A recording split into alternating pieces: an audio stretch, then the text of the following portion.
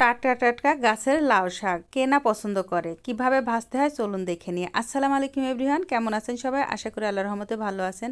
এখানে আমি লাউ শাক নিয়ে এই তো শাকগুলো সুন্দর করে বেছে নেব।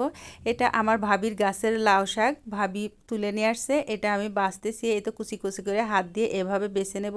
এই শাকগুলো বাছতেও খুবই ভালো লাগে, রান্না করে খেতেও সেই স্বাদ।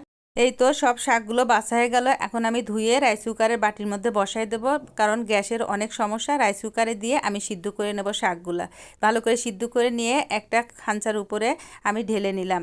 ঢেলে নিয়ে পানি ঝরায় নিয়ে এখন আমি এক কড়াইতে তেল দিয়ে পেঁয়াজ কাঁচামরিচ দিয়ে ভেজে নিলাম। ভেজে নিয়ে আমি শাকগুলো দিয়ে দিলাম, এর মধ্যে দিয়ে ভালো করে ভেজে নিতে হবে, কারণ গ্যাসের চুলা না হলে তো আর হবে না। এখানে অল্প একটু যাতে আঁচ পাই এজন্য একটু দিয়ে দিলাম। এখানে লবণ দিয়ে ভালো করে ভেজে নিতে হবে। এই শাকটা খেতে খুবই মজা। লাউ শাক তো খেলে শরীরের পক্ষে খুবই ভালো। যাদের চোখের সমস্যা তারা খাইলে চোখের তো খুব